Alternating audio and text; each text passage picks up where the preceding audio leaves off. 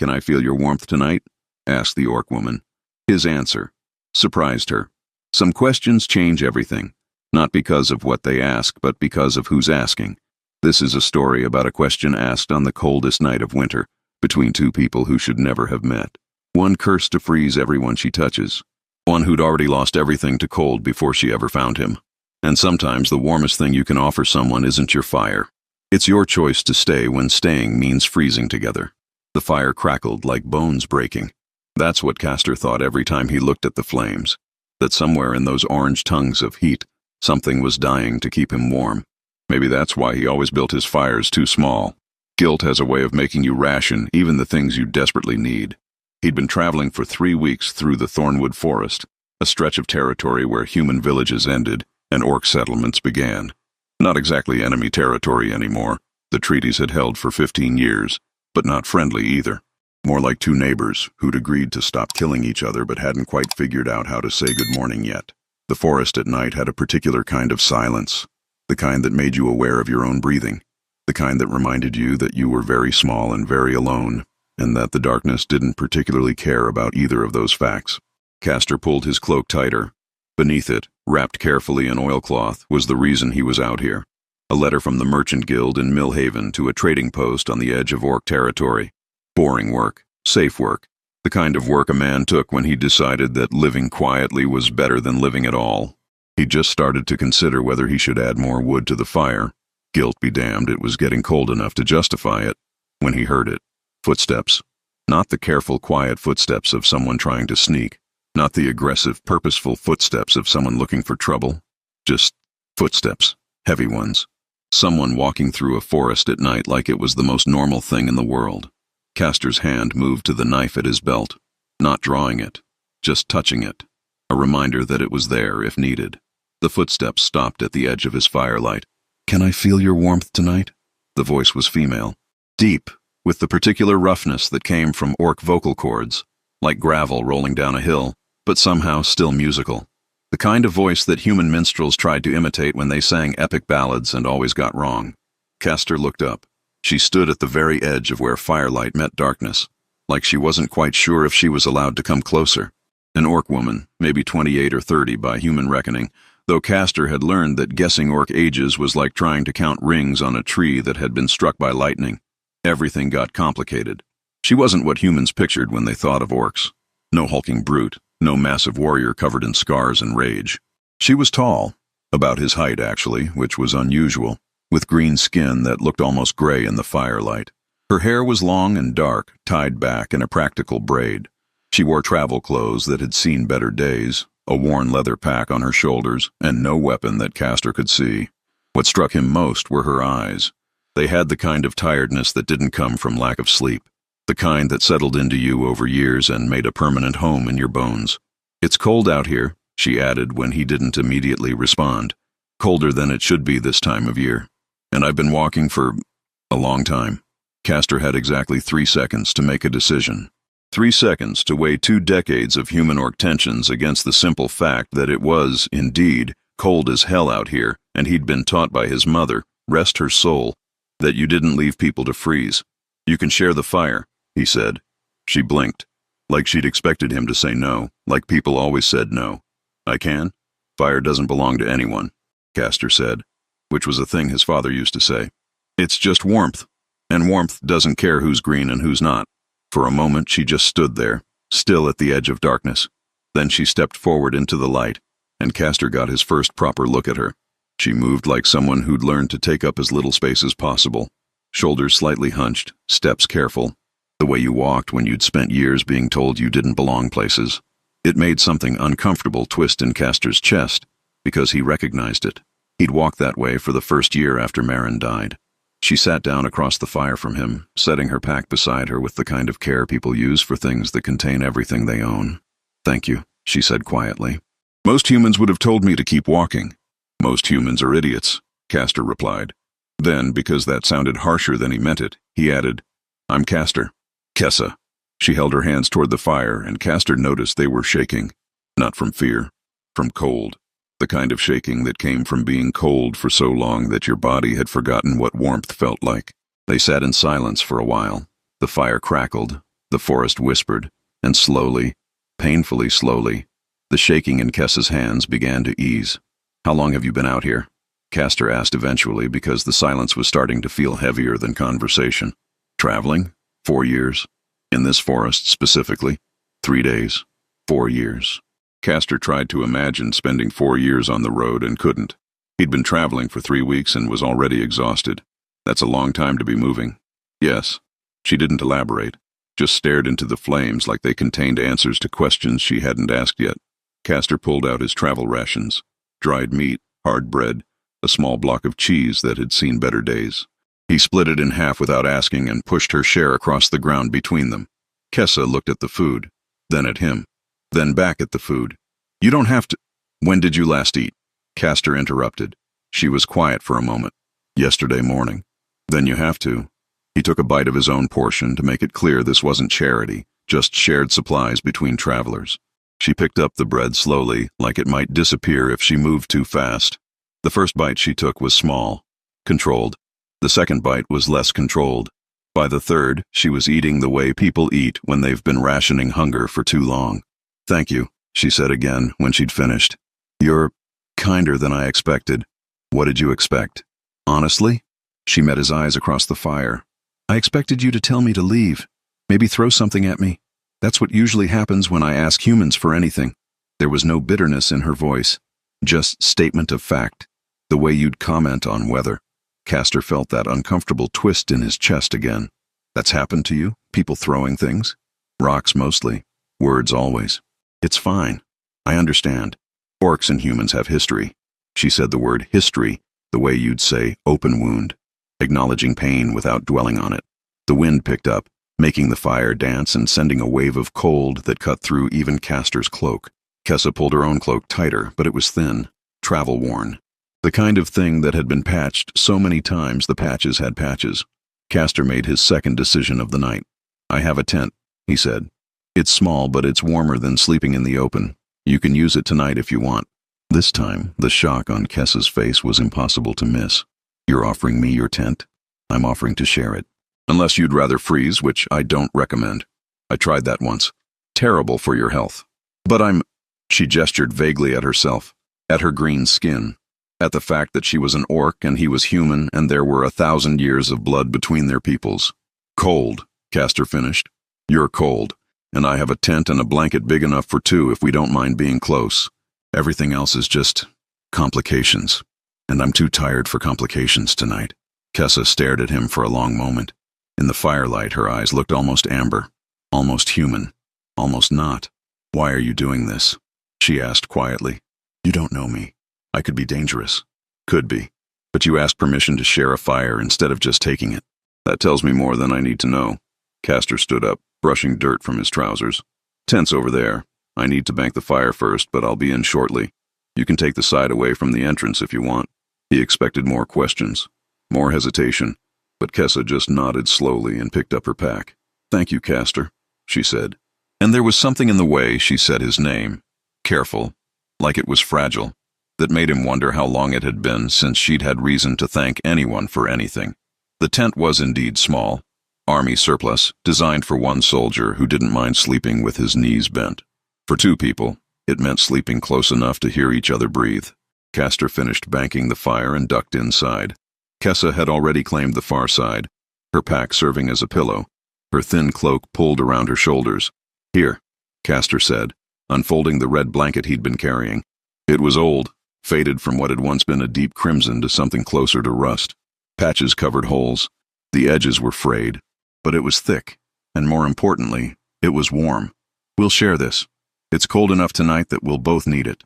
For the 3rd time that night, Kessa looked at him like he'd just offered her a kingdom instead of a threadbare blanket. That's yours, she said softly, and I'm sharing it. That's how blankets work. Castor lay down on his side of the tent, pulling half the blanket over himself. The other half he left pointedly available. Kessa hesitated one more heartbeat. Then she lay down, careful to maintain a respectful distance, and pulled the other half of the blanket over herself.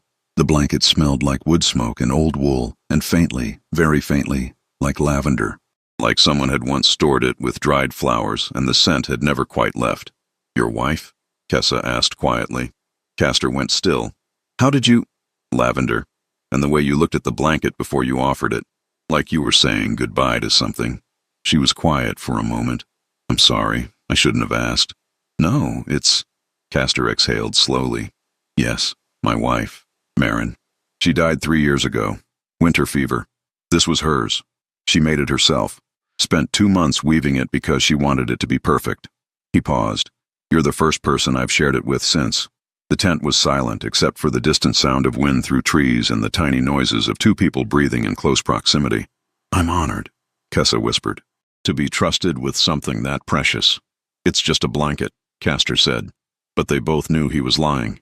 They lay there in the darkness, not touching but close enough to feel body heat starting to build between them under the shared blanket. Castor waited for sleep to come. Instead, what came was an unexpected sense of peace. Like for the first time in 3 years, the cold ache in his chest had eased just a little. Castor? Kessa's voice was barely audible. Thank you for not seeing me as a monster. Thank you for not being one, he replied. He heard her make a sound that might have been a laugh or might have been something else. Then, gradually, her breathing evened out into the rhythm of sleep. Castor lay awake a while longer, staring at the roof of the tent and wondering what exactly he'd gotten himself into. Wondering why helping someone had felt so natural when being human had felt so hard for so long.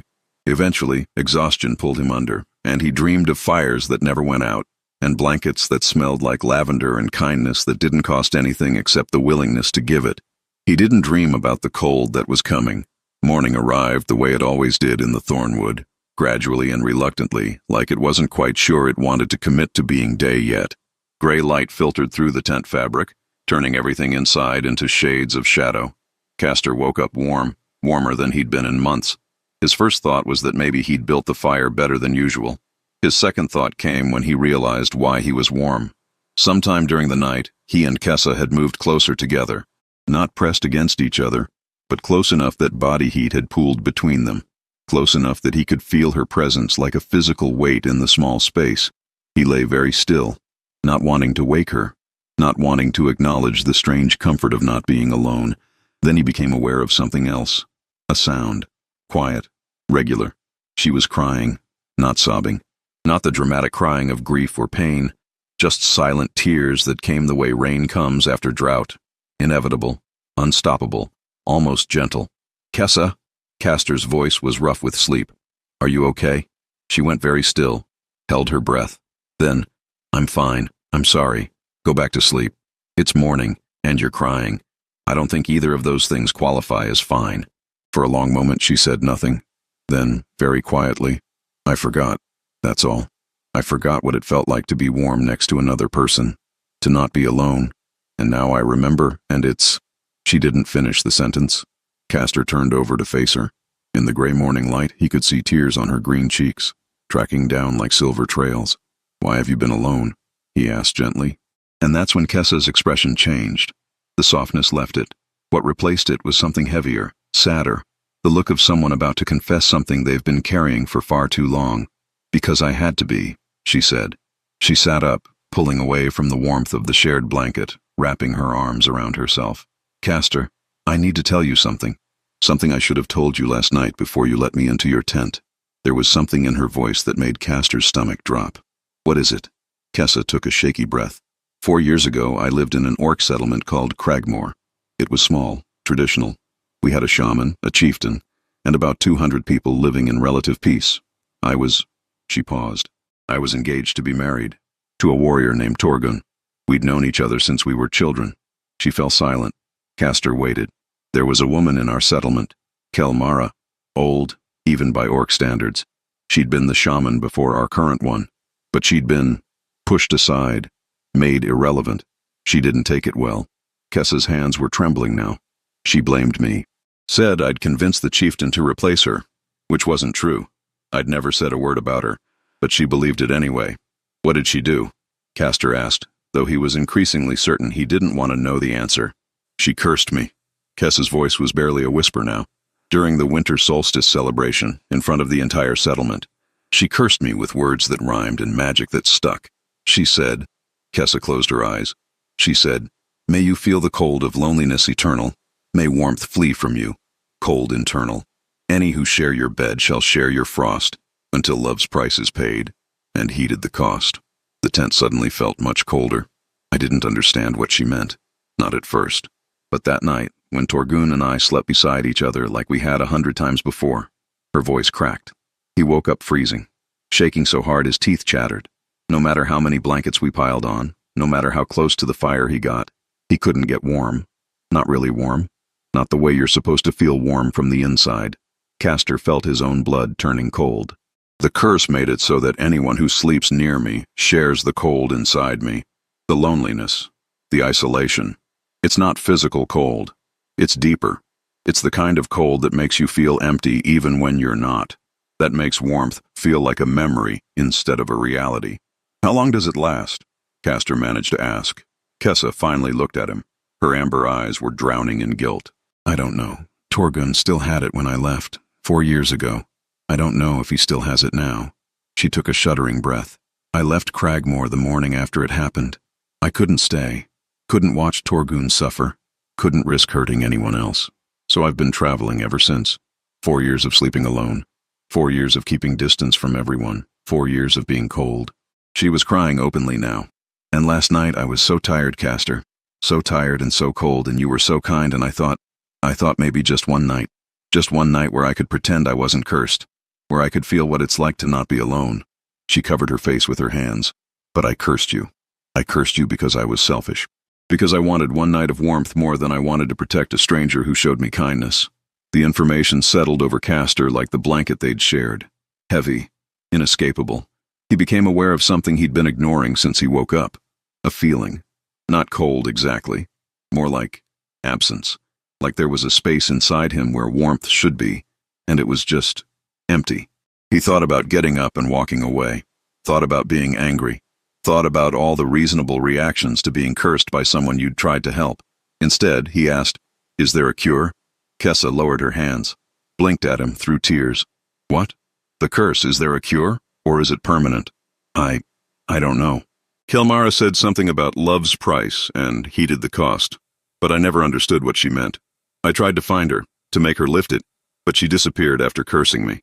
No one's seen her since. Castor was quiet for a moment, processing. Then he did something that surprised both of them. He reached across the small space between them and took Kessa's hand. Her skin was warm. Normal, not cold at all. You're not physically cold, he observed. No. The curse isn't about temperature, it's about emptiness. It's about making you feel alone even when you're not. And you've been carrying this alone for 4 years. I had to. I couldn't. You didn't have to, Castor interrupted gently. You chose to. There's a difference. You chose to protect people by isolating yourself. That's not selfishness, Kessa. That's sacrifice. She stared at him like he'd just spoken in a language she didn't understand. But I cursed you last night. You're cursed now because you needed help and I offered it. Castor squeezed her hand. You didn't trick me. You didn't lie. You asked to share a fire, and I said yes. You didn't even ask to share the tent. I offered that. The curse happened because I chose kindness. And honestly, he gave a small, sad smile. I'd rather be cursed from kindness than safe from cruelty. I've tried being safe. It's lonelier than you'd think. You don't understand. The curse is inside me now. I get it. I can feel it. That weird emptiness. Like something's missing that used to be there. He was quiet for a moment. But I felt that before, Kessa. For 3 years, since Marin died. I felt exactly that kind of emptiness. So maybe I'm cursed now. Or maybe I was already cursed, and your magic just knew where to find the cold that was already there. They sat there in the gray morning light, hands still touching. 2 people carrying cold they never asked for. What do we do now? Kessa whispered. Castor thought about it. Thought about his simple courier job. Thought about his simple life. Thought about the 3 years he'd spent being safe and alone and empty. We figure out how to break the curse, he said. We? You said Kelmara mentioned something about love's price and heeded the cost, right? That sounds like conditions. Like something that can be met. So we meet them. We find out what breaks the curse, and we break it. Why would you help me? I ruined your life. My life was already pretty ruined, Castor said honestly. At least now I have a purpose besides delivering letters and sleeping alone. He paused. Besides, you asked to feel my warmth last night. Maybe figuring out how to break this curse is how I give it to you. The real kind. The kind that lasts. Kessa was crying again, but it was different now. Not grief. Something else. Something that might have been hope. I don't deserve this, she said. Probably not, Castor agreed. But I don't deserve a lot of things I've gotten in life, both good and bad. That's just how it works. He stood up, still holding her hand, and pulled her gently to her feet. Come on. First rule of curse breaking. You can't do it on an empty stomach. Let's have breakfast and figure out our next move. As they emerged from the tent into the cold morning air, Castor noticed something. The emptiness inside him was still there, but it felt less heavy somehow. Like sharing the burden made it lighter. Like maybe warmth wasn't something you found. Maybe it was something you built. One choice at a time. One moment of refusing to let cold win. They built a new fire, shared what little food remained, and began planning how to undo a curse that neither of them had asked for but both of them would have to carry until they found a way to break it. The warmth between them wasn't physical. Not yet. But it was there. Fragile. Hopeful. Like the first spark before a flame catches. Sometimes that's all you need to start a fire that burns away curses. Just a spark, and the willingness to protect it. Breaking a curse, as it turned out, required information neither of them had. Castor had spent 3 days trying to figure out their next move. 3 days of traveling with Kessa toward the settlement where he was supposed to deliver his letter. 3 days of waking up feeling that strange emptiness inside him. 3 days of watching Kessa carry guilt that weighed more than her pack. The settlement of Millhaven sat on the border between human and orc territories, one of the few places where both peoples traded freely, bound by treaties and mutual interest in not starving. It wasn't friendly exactly, but it was functional. Humans sold grain and metalwork. Orcs sold furs and herbs that didn't grow in human territories. Everyone conducted business with weapons in easy reach and left as quickly as politeness allowed. Castor delivered his letter to the Merchant Guild representative, a thin man named Phineas, who had the particular look of someone who'd spent 40 years not caring about things that didn't affect profit margins.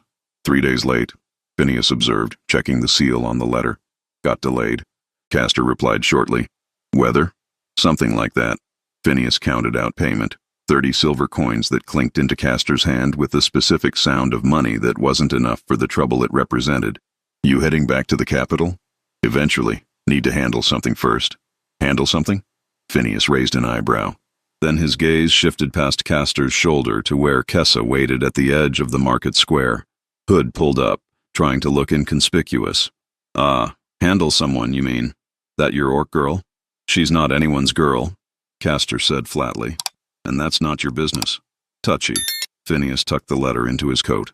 Word of advice, courier. Mixed company might be legal nowadays, but that doesn't make it smart.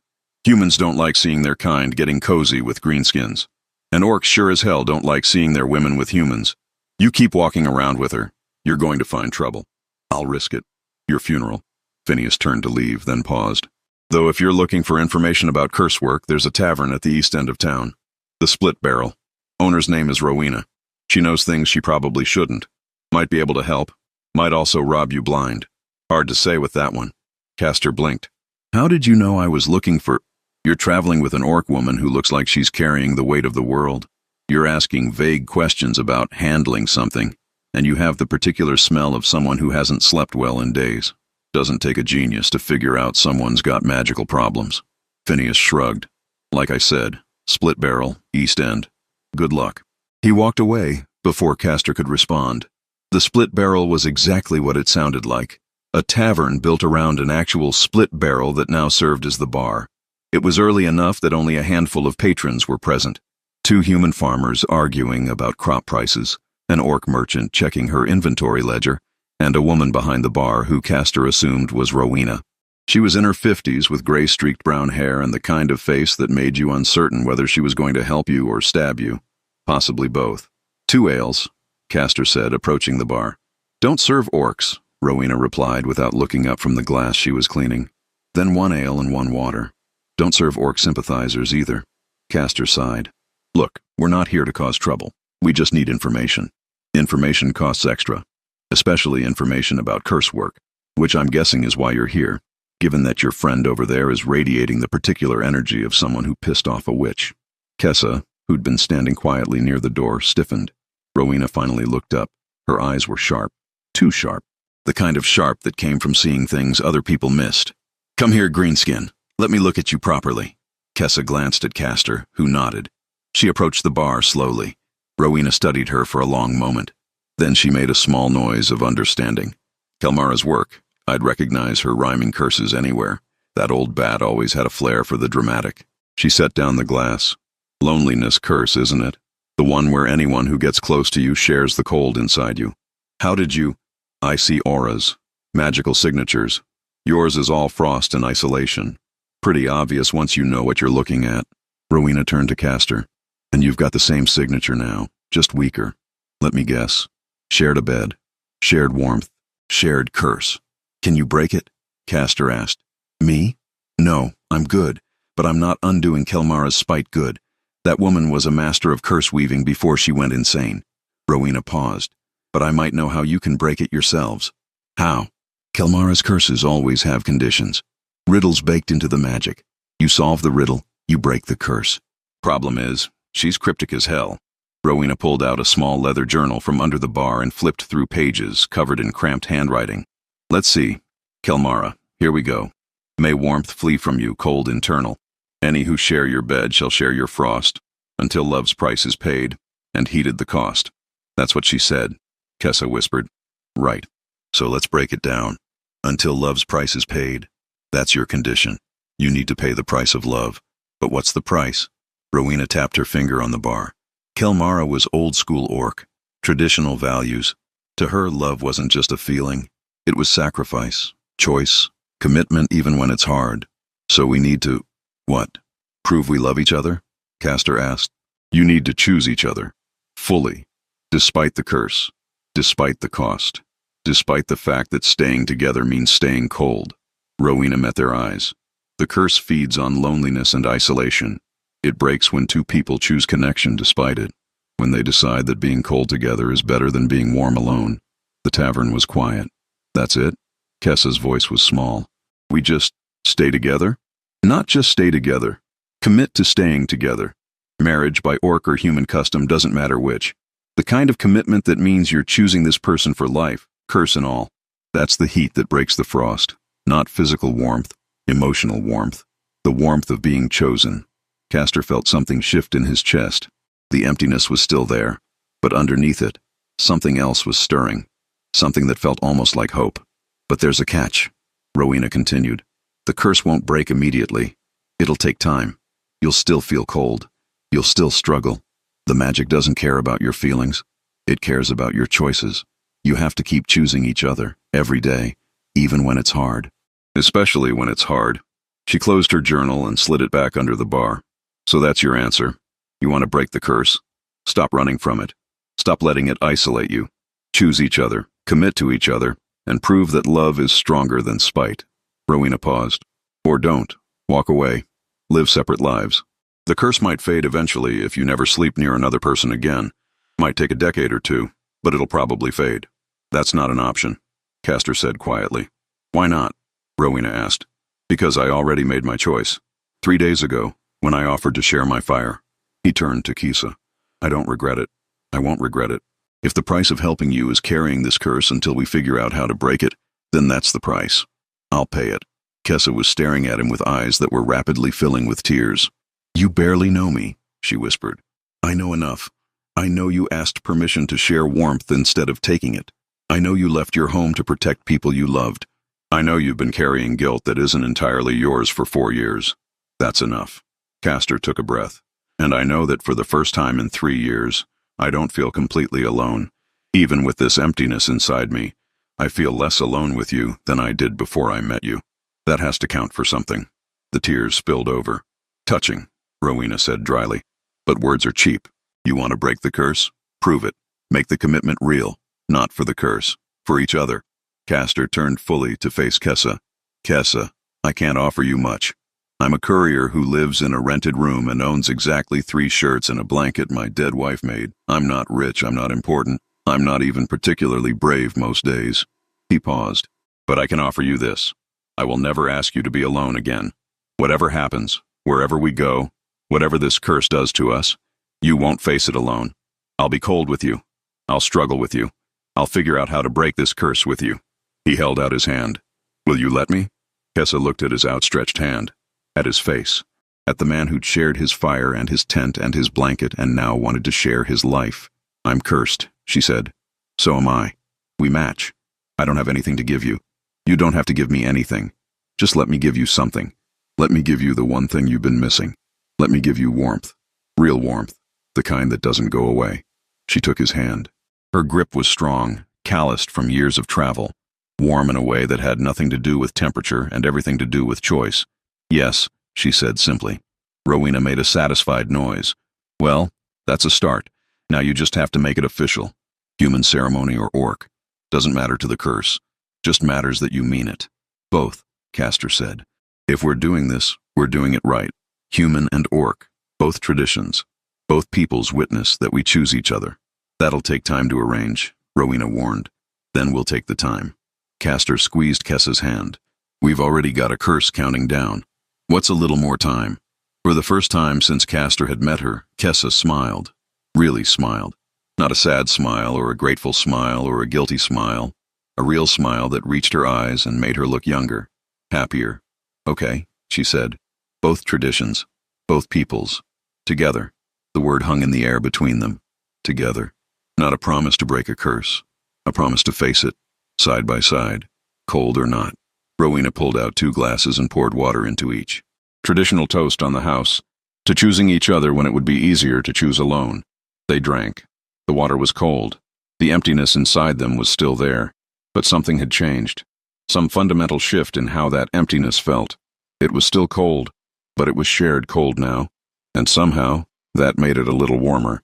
Arranging a dual ceremony, human and orc, in a border settlement was exactly as complicated as it sounded. Human ceremonies required a priest or civil official. Orc ceremonies required a shaman or clan elder. Finding both in Millhaven and convincing them to work together took 6 days. 40 silver coins in consultation fees, and more patience than Castor knew he possessed. The human priest, Father Benedict, was an old man who'd spent 30 years on the border and had apparently decided that if the gods wanted humans and orcs to hate each other, they wouldn't have made peace treaties possible. He agreed to perform the ceremony in exchange for a donation to his church, and a promise that Castor and Kessa would try not to make him regret this. The orc shaman was harder. Her name was Graka, and she had the particular energy of someone who'd seen too much war to waste time on hate, but also too much history to trust easily. She agreed to help only after speaking privately with Kessa for 2 hours, after which she emerged looking thoughtful. "Your curse is real," Graka told Castor. "I can feel it, but so is your choice. The magic will recognize that. It may take time, but it will recognize it." "How long?" Castor asked. Graka shrugged. "The heart doesn't work on schedules. Neither does curse breaking. You'll know when it's broken because you'll feel it. Until then, you endure." "We've gotten good at that," Kessa said quietly. "Yes, I can tell." The ceremony itself was small. Just them, the priest, the shaman, Rowena as witness, and a handful of curious onlookers who'd heard about the mixed marriage and wanted to see if it would actually happen. Father Benedict spoke the human vows first. Traditional words about love and partnership and choosing each other in sickness and health. Castor repeated them, meaning every word, his hand clasped tightly around Kessa's. Then Graka performed the orc ritual. It was less words and more symbolism. She tied their wrists together with a braided cord made of leather and wool. The binding was temporary. They'd untie it after the ceremony. But the symbolism was permanent. 2 lives intertwined. 2 paths becoming one. "Strength is found in unity," Graka said in the orc tongue, which Father Benedict had agreed to let her speak. "Honor is found in choosing. You have chosen each other. The spirits witness this. The ancestors witness this. We witness this." She untied the cord and handed it to Kessa. "Keep this. It's yours now. A reminder that even when everything else fails, you have chosen each other." The ceremony ended. No grand celebration. No cheering crowd. Just 2 people who'd made promises to each other in front of gods and spirits and witnesses who weren't entirely sure this was a good idea but respected the attempt. Castor and Kessa left the small chapel hand in hand, now legally and spiritually bound by both human and orc traditions. Married, partners, together. The emptiness inside them didn't vanish. The cold didn't flee, but as they walked through Millhaven's streets toward the inn where they'd been staying, Castor noticed something. The cold felt different. Less like absence, more like something waiting to thaw. "How long do you think it'll take?" Kessa asked quietly. For the curse to break? I don't know, Castor admitted. Days? Months? Years? What if it never breaks? Then we spend the rest of our lives being cold together. He squeezed her hand. I've been cold and alone for 3 years. Cold with you is infinitely better. They reached the inn. Their room, their shared room now, properly and officially, was small and simple. A bed, a chair, a window overlooking the market square. Castor hung the red blanket over the chair. The blanket that had been Marin's. The blanket that had started all of this. Do you think she'd approve? Kessa asked, nodding toward the blanket. Your wife. Do you think she'd approve of this? Of us? Castor thought about it. Really thought about it. Marin always said that the worst thing you can do is survive without living. She'd rather I lived and failed than survived and gave up. He turned to Kessa. I think she'd tell me that feeling cold with you is living, and living beats surviving every time. They climbed into bed together, no longer as strangers sharing warmth out of necessity, as partners, as people who'd chosen each other. The cold was still there. The emptiness was still there. But underneath it, something else was growing, something that felt warm, something that felt like home. Castor? Kessa's voice was sleepy. Thank you for seeing me as more than a curse. Thank you for asking me to share my warmth. Even when you were terrified, I'd say no. They fell asleep like that.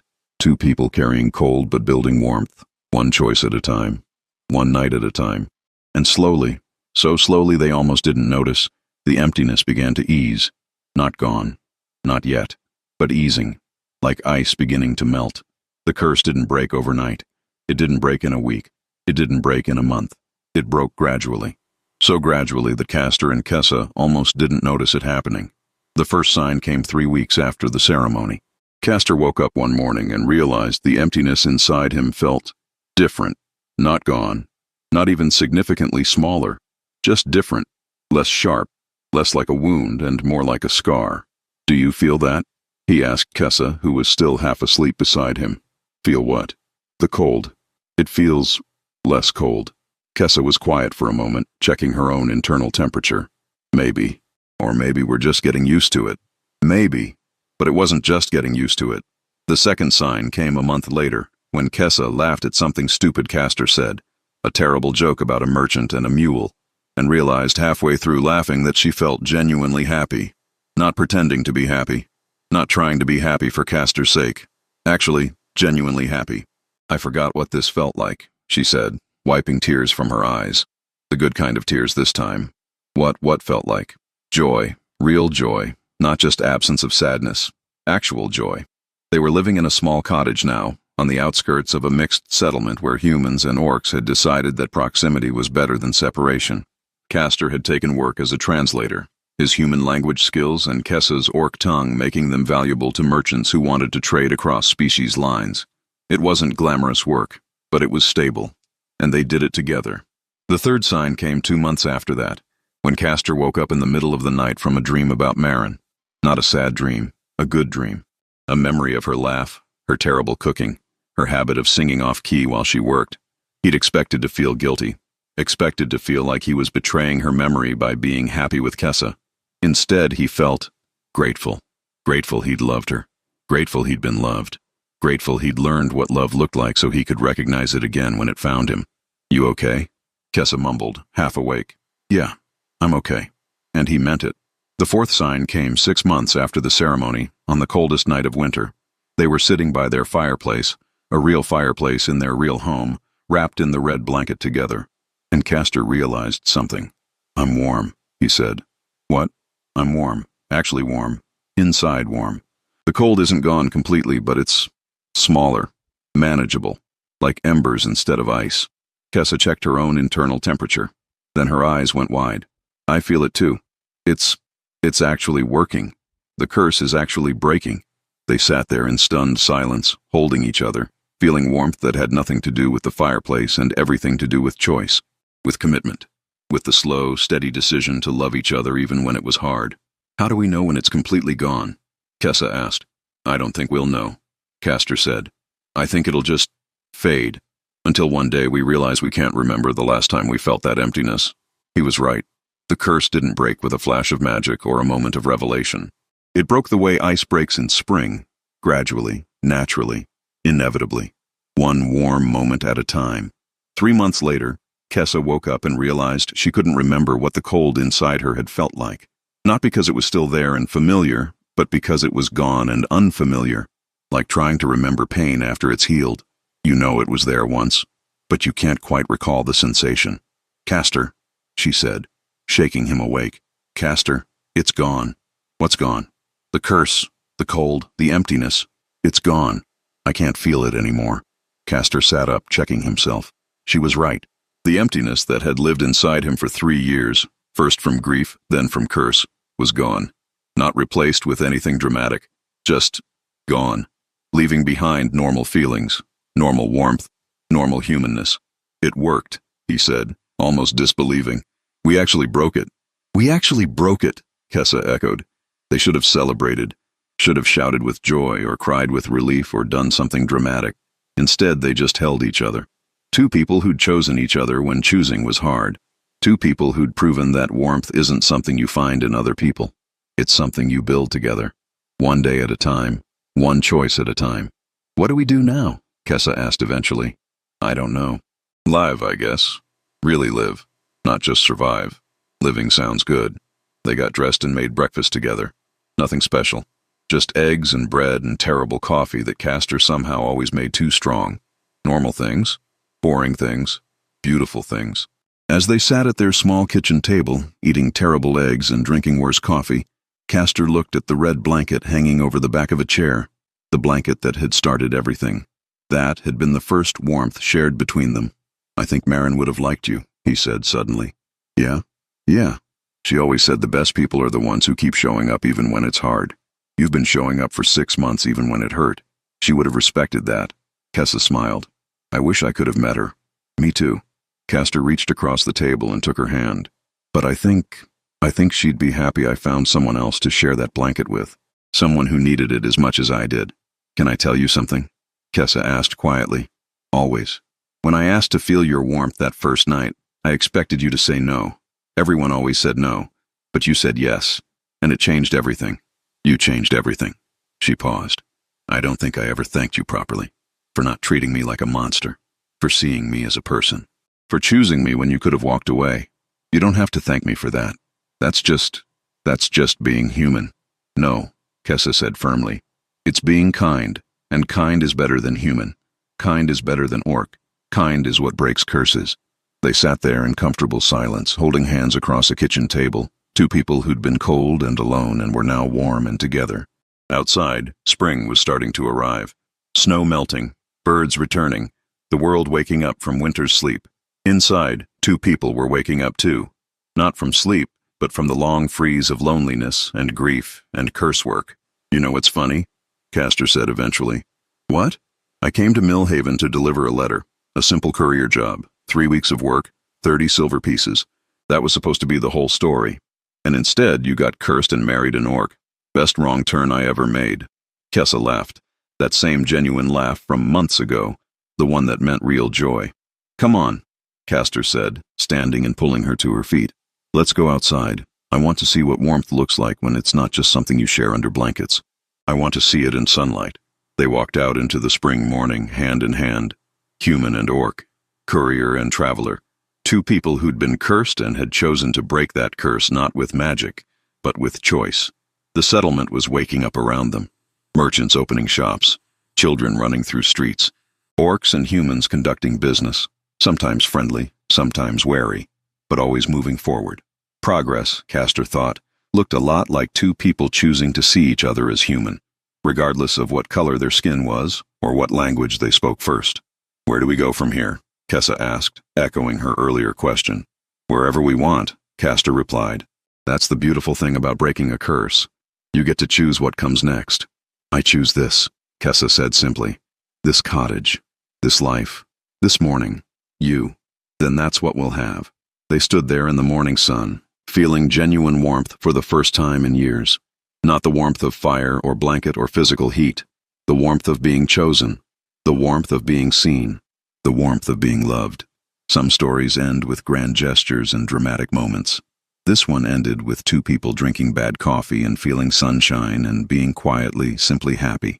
Because sometimes the most powerful magic isn't curses or spells or dramatic words spoken in rhyme. Sometimes the most powerful magic is just choice. The choice to see someone. The choice to help someone.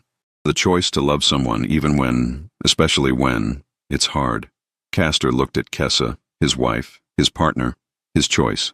"Can I feel your warmth tonight?" he asked, echoing her words from that first night. Kessa smiled. "Tonight, tomorrow night, every night. Yes." And they did. Not because a curse forced them to, not because loneliness drove them to, but because they chose it. Every day, every night, every moment. They chose warmth. They chose each other. They chose love. And in the end, that choice was stronger than any curse could ever be. Some victories aren't won on battlefields, but in quiet moments when we choose others over our own fear, when we choose warmth over safety, when we choose love over the cold. Castor and Kessa had been cold for so long, alone for so long, lost for so long, but they'd found each other, and in finding each other they'd found something neither curse nor grief could take away. They'd found home, not a place, not a building, but a person, a choice, a promise kept every single day, and that was warm enough. Subscribe to the Orcbound Tales channel for more exciting fantasy stories. Because sometimes the bravest thing you can do is let someone feel your warmth even when you're cold inside.